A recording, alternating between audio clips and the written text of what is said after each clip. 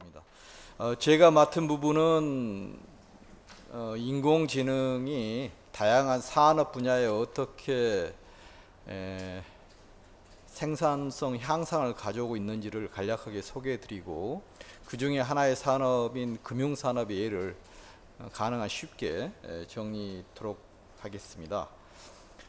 4차 산업혁명은 앞에 스피커들이 잘 말씀해 주셔서 따로 설명드릴 필요 없을 것 같고요. 결국은 사람과 사물과 공간을 서로 연결해서 지능적인 서비스를 하자는 겁니다.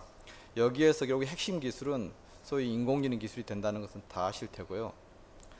인공지능이라는 게 뭐 역사적으로 이게 작년에 나온 건 아니고요. 저희가 이제 대학에서 학생들한테 강의를 할 때는 인공지능 개론 대개 학부 4학년 1학기 정도에 가르칩니다. 역사적으로는 인공지능 단어가 문헌상에 나타난 것은 한 60년 됐고요. 그때 이제 다트머스 대학에서 교수님 한 분이 아티피셜 인텔리전스랑 이렇게 정의했습니다. 기계를 똑똑하게 만드는 과학기술이다라고 정의했습니다. 이제 이게 많은 학자분들이 인공지능이 사람의 지능을 추월하는 날이 오지 않겠느냐 염려를 특히 미래학자분들이 많이 하고 계시는데요. 예를 들어서 뭐 레이 커스와일 박사님 같은 경우는 굉장히 그 비관적인 좀 걱정스러운 전망을 하셨습니다. 그래도 대부분의 학자분들은 그건 뭐 그냥 쓸데없는 걱정일 것이다라고 했는데, 오늘 지금 알파고 2.0이 지금 중국에서 게임하고 있죠. 커세이하고. 근데 작년에 바로 그 알파고가 3월 16일 날 이벤트를 하면서 결국은 알파고 때문에 많은 분들이 인공지능이 이게 무서울 수도 있다라는 걸 알게 됐습니다.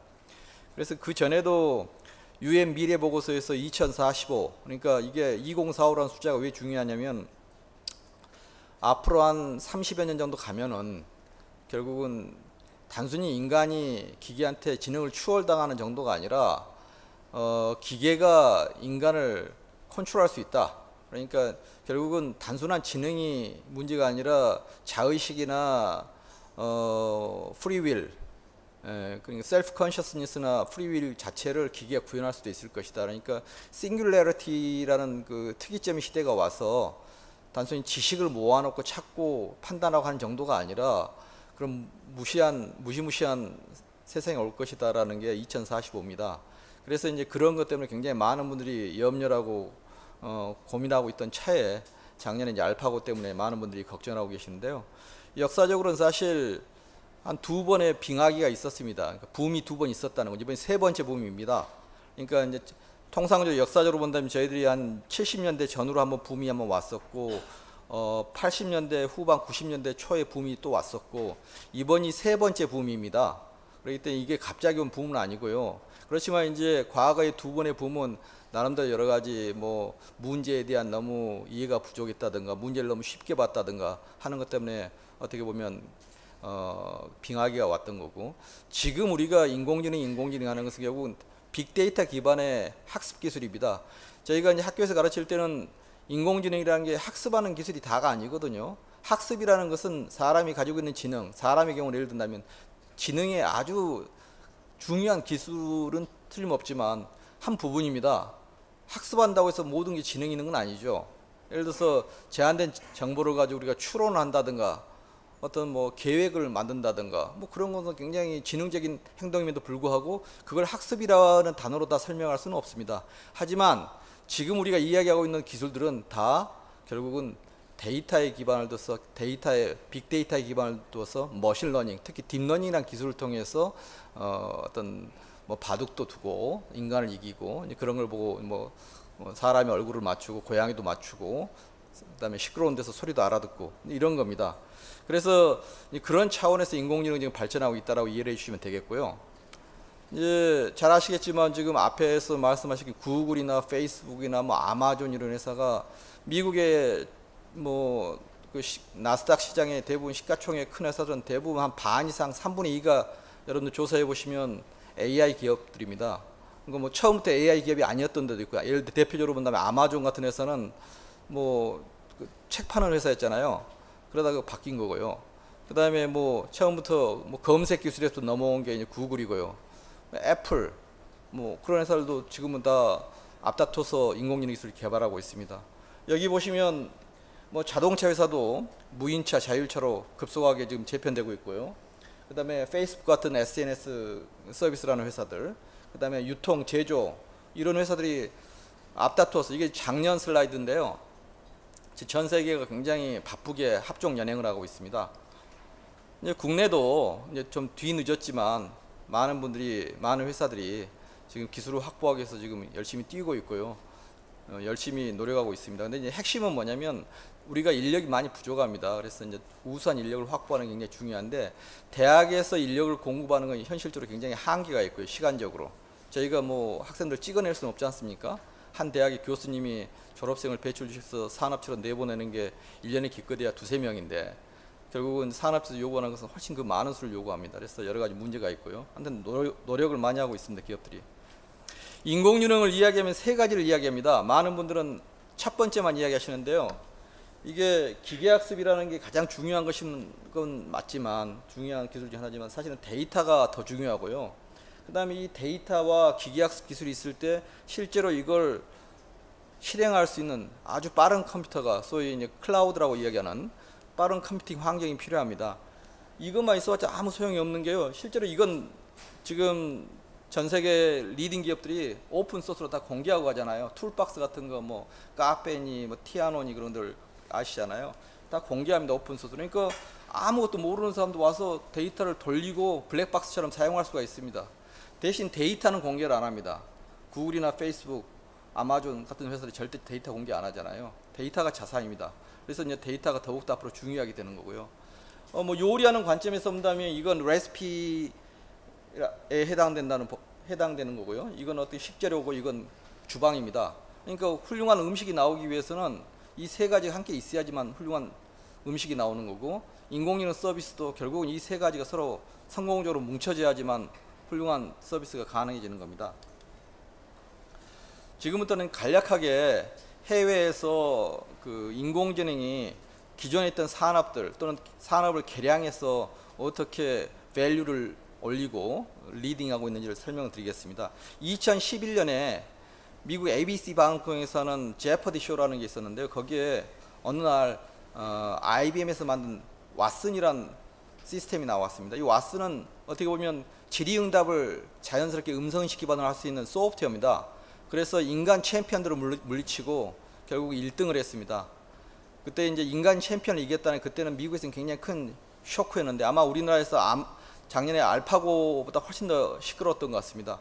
근데 이제 IBM이 그때 이기고 나서 이게 이 기술을 플랫폼으로 해서 전략을 늘려야 되겠다. 인공지능 시장을 앞으로 이제 자기네는 먹어야 되겠다 해서 굉장히 꾸준히 투자를 해오고 있었던 거고 최근 들어서 그 플랫폼을 왓슨이라는 것을 결국 다양한 분야에 우리가 대표적인 산업으로 한다면 예를 들어서 뭐 의료산업, 금융산업, 뭐 교육산업, 그다음에 뭐 법률 분야, 뭐 모든 분야에 지금 엄청나게 빠른 속도로 진출하고 있고요. 우리나라에도 뭐 언론에서 보셨겠지만 가천 길대학에서 이미 왓슨을 도입해서 서비스를 지금 하고 있고요. 그래서 이 왓슨이라는 것은 음성인식 기술을 바탕으로 한 질의응답입니다. 많은 분들이 질의응답이 쉽다고 생각하시는데요. 사실 쉽지가 않습니다. 우리가 질문이 뭔지를 알아듣는 것도 굉장히 어려운 지능이거든요. 여기 한번 보실래요? 이러한 질문에 대해서 여러분들 저 질문이 뭔지를 금방 떠올릴 수 있겠습니까? 근데 왓슨은 저걸 아주 성공적으로 분석하고 질의응답을 해서 인간을 이긴 겁니다. 왓슨이 지금 의료 분야에 헬스케어 분야에 진입을 하고 있는데요. 예를 들어서 그 휴스턴에 앤더슨 암센터 온콜로지 분야에서 이제 세계 최고권이라고 하는데 여기서 기존에 이제 60만 건의 그 종양 데이터를 학습을 시켰습니다. 그래서 이제 거기서 초기에 전문의들하고 성능 평가를 하니까 인간 전문의들보다 훨씬 우수한 성능을 거뒀습니다. 되게 이제 그 오류율이 종양을 놓치는 오류율 5% 미만 평균 정도를 거뒀다고 합니다. 그래서 예를 들어서 어떤 일이 생기냐면 왓슨하고 인간 전문가가 인간 의사가 진단을 내리면 사람들이 왓슨 말을 듣기 시작합니다. 그러니까 의사가 하는 말에 대한 신뢰를 환자분들이 지금 안 갖는 그런 일들이 생기고 있습니다. 국내에서도요. 그래서 결국 이제 그게 왜 그런지는 잘 모르겠지만 현재는 많은 병원에서 지금 도입한 병원에서 의사에 대한 신뢰보다 왓슨에 대한 신뢰가 더 높다고 합니다. 자율주행 분야도 큰 시장입니다. 뭐 잘 아시겠지만 굉장히 시장이 커지고 있고, 이 자율주행 분야에 뭐 우버니 아시겠지만 뭐 그런 큰 회사들 이미 뛰어든 건 아실 테고, 그다음에 지난달에는 인텔이라는 회사가, 반도체 회사가 모비라이라는 그 영상 인식하는 차에서 이동하면서 앞에 있는 객체를 인식하는 기술을 만드는 모비라이라는 회사가 있는데요. 그 회사를 17조에 인수를 했습니다. 그래서 이제 경쟁적으로 이 자율주행 산업 분야, 자동차 산업 분야가 급속히 재편되고 있고요. 그 다음에 이동통신, 그 다음에 그 정보통신 분야에서 최근 들어서 굉장히 또 변화가 급하게 이루어지고 있습니다. 특히 이제 그 가상현실, 그 다음에 로봇, 그 다음에 5G 기반한 스피드, 이런 것들이 묶여서 새로운 시장이 만들어지고 있고요. 그 다음에 스마트 팩토리 분야가 결국은 이제 제품 우리가 이제 설계하고 기획할 때부터 시작해서 생산, 유통, 판매, 제조 뭐 등등 모든 과정을 인공지능 기술을 통합해 가지고 서비스하는 겁니다. 이제 그렇게 하면 결과적으로 뭐 생산량도 늘어나고 불량률도 훨씬 줄어든다고 합니다. 그래서 이제 국내 몇몇 대기업들이 지금 이 분야에 그 투자를 늘리고 있고요. 그다음에 2달 전인가 아마존 고라는 게 발표가 됐는데 이게 아주 충격이었습니다. 저는 개인적으로. 이게 뭐냐면요, 여러분들 슈퍼마켓에 가시면 제일 지겨운 게 무엇이죠? 물건 사가지고 줄 서시는 거 아닙니까? 근데 줄 서지 않습니다, 이 서비스는. 그러니까 이게 시애틀에 있는 어느 마트를 하나 개량을 해서 시스템을 만들었는데, 서비스 사이트를 만들었는데요, 그냥 들어가셔서, 가게에 들어가셔서 진열대에 있는 새우깡, 뭐 맥주 캔 몇 개 마음대로 집어넣으시고 그냥 가시면 됩니다. 그럼 이제 질문이 있죠. 그럼 결제는 어떻게 되느냐? 저 사람이 뭘 사가는지 어떻게 하느냐? 결국은 들어가는 순간 이제 그 사람이 누군지를 아는 것은 그렇게 어려운 문제 아닐 거고요. 문제는 그 위에, 진열대 위에 카메라와 센서들이 다 들어있어서 그 안에 그 사람의 비헤이비어 자체를 우리가 기계학습 기법을 통해서 다 인공지능으로 해석을 하는 겁니다. 그래서 이 사람이 캔을 몇 개를 가져갔는지, 가져갔다 다시 하나 리턴하면 그것만큼 하나 까고, 이런 식의 모든 계산이 되고, 그 다음에 나가면 그 사람한테 신용카드로 청구가 들어가고, 이런 서비스를 지금 아마존이 만들었고요. 아마존 말에 의한다면 올 연말까지 2,000개로 확대할 예정이라고 합니다, 미국에서. 이제 그런 일들이 벌어지고 있고요. 법률 분야에는 로스라는 시스템이 만들어졌는데, 이게 이제 파산 전문 변호사를 IBM 왓슨이 만들었습니다. 그래서 이제 실제로 로펌에 팔았습니다. 그래서 미국에 이게 굉장히 화제가 됐는데요, 법률 시장에도 이제 이 IBM 왓슨이 진출한 겁니다. 근데 이제 이 사람, 그 일을 만든 사람이 큰 소리 치는 거 들어보면 이게 한 1초에 10억 장의 문서를 스캔한답니다. 그러니까 통상적으로 변호사가 사건 수임 맡아서 분석하는 속도를 당할 수가 없잖아요. 그런 상황이고요. 그 다음에 특히 이제 최근에 보안 시장에 IBM 왓슨이 진출하고 있습니다. 그래서 왓슨 for Cyber Security 뭐 이런 것도 발표하고 있습니다. 그래서 이제 네트워크나 사용자나 클라우드 이 전반에서 발생할 수 있는 보안 위협에 대처할 수 있는 보안 운영 서비스를 제공합니다. 그래서 실제로 과거에 이 왓슨 for Cyber Security에다가 한 100만 건의 여러 가지 시큐리티 관련한 사전 지식을 학습을 시켜서 대비하게 하는 이제 그런 서비스가 시작되고 있고요. 미국에서는 사이버 그랜드 챌린지라고 해서 국방성에서 매년 한 200만 불씩 1등 상금을 내걸고, 결국은 인공지능과 인공지능이 수비와 공격을 하는 그런 챌린지를 3년 전부터 시작하고 있습니다. 국내에서도 이제 금융 분야에서 이러한 기술들을 도입하려는 게 여기 계시는 분도 계실 테고 늘어나고 있습니다. 그래서 뭐 일단 초보적으로는 누가 뭐 잘 아시겠지만 로보 어드바이저입니다. 로보 어드바이저가 대중화되고 뭐 세대 교체, 저비용, 투명성 때문에 굉장히 확산되고 있다고 생각하고 있고요.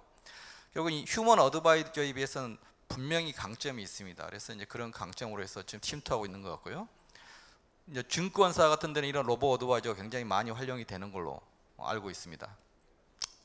그래서 결국은 이제 금융 분야 같은 경우에는 이런 인공지능들이 패러다임을 바꾸고 있는데요.